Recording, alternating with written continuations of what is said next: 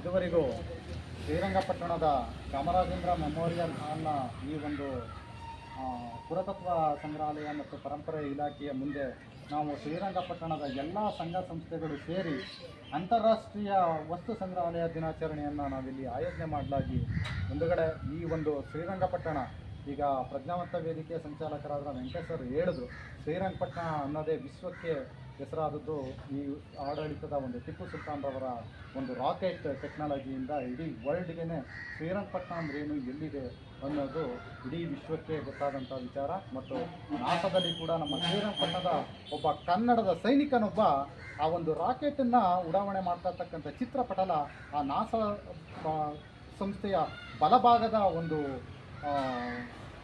ಒಕ್ಕಣೆಯಲ್ಲಿ ನಮ್ಮ ಈ ಒಂದು ರಾಕೆಟ್ ತಂತ್ರಜ್ಞಾನದ ಬಗ್ಗೆ ಅಲ್ಲೊಂದು ಒಕ್ಕಣೆ ಇದೆ ಅಂತೇಳಿ APJ ಅಬ್ದುಲ್ ಕಲಾಂ ಅವರು ತಮ್ಮ ಆತ್ಮಕೃತಿಯಾದ ದ ವಿಂಗ್ಸ್ ಆಫ್ ಫೈರ್ ಅದರ 48ನೇ ಪುಟದಲ್ಲಿ ಇದು ಉಲ್ಲೇಖವನ್ನು ಮಾಡ್ತಾರೆ. ಬಂಧುಗಳೇ, 1977ರಲ್ಲಿ ಇಂಟರ್ನ್ಯಾಷನಲ್ ಕೌನ್ಸಿಲ್ ಮ್ಯೂಸಿಯಂ ಅಂಥೇಳಿ ಆ ಒಂದು ಮ್ಯೂಸಿಯಂನ ವತಿಯಿಂದ ಇವತ್ತು ಅಂತಾರಾಷ್ಟ್ರೀಯ ವಸ್ತು ಸಂಗ್ರಹಾಲಯ ದಿನಾಚರಣೆಯನ್ನು ನಾವಿಲ್ಲಿ ಮಾಡ್ತಾಯಿದ್ದೀವಿ.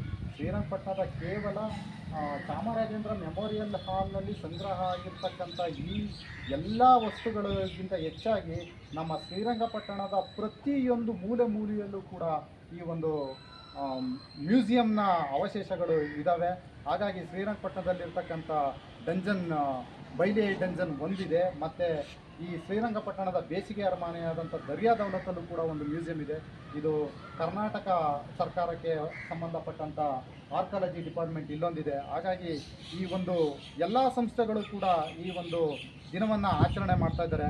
ವಿಚಾರ ಇಷ್ಟೇ, ಈ ಒಂದು ಸಂಗ್ರಹಾಲಯದಿಂದ ಏನು ಉಪಯುಕ್ತವಾಗ್ತದೆ ಅಂತ ಹೇಳಿದ್ರೆ, ಒಂದು ಶಿಕ್ಷಣಕ್ಕೆ ಅನುಕೂಲವಾಗಂಥದ್ದು, ಮತ್ತೊಂದು ಇದ್ರ ಮುಖಾಂತರವಾಗಿ ಏನಾದರೂ ನಾವು ಸಂಶೋಧಿಸ್ಬೋದ ರಿಸರ್ಚ್ ಇಂಥ ಒಂದು ವಿಚಾರಗಳನ್ನು ಇಟ್ಕೊಂಡು ಈ ಒಂದು ಸಂಗ್ರಹಾಲಯವನ್ನು ನಾವೆಲ್ಲರೂ ಕೂಡ ವೀಕ್ಷಣೆ ಮಾಡಬೇಕು ಮತ್ತು ಇದನ್ನು ಉನ್ನತ ಮಟ್ಟಕ್ಕೆ ತಗೊಂಡೋಗಬೇಕು ಅಂತೇಳಿ ನಾವೆಲ್ಲರೂ ಕೂಡ ಆಶಿಸ್ತಾ ಈ ಒಂದು ಕಾರ್ಯಕ್ರಮವನ್ನು ಶ್ರೀರಂಗಪಟ್ಟಣದಲ್ಲಿ ಆಯೋಜನೆ ಮಾಡಲಾಗಿ ಈ ಒಂದು ಕಾರ್ಯಕ್ರಮಕ್ಕೆ ಬಂದಿರತಕ್ಕಂಥ ತಮ್ಮೆಲ್ಲರಿಗೂ ಕೂಡ ನಾನು ಧನ್ಯವಾದಗಳನ್ನು ಹೇಳ್ತಾ ಇದ್ದೀನಿ.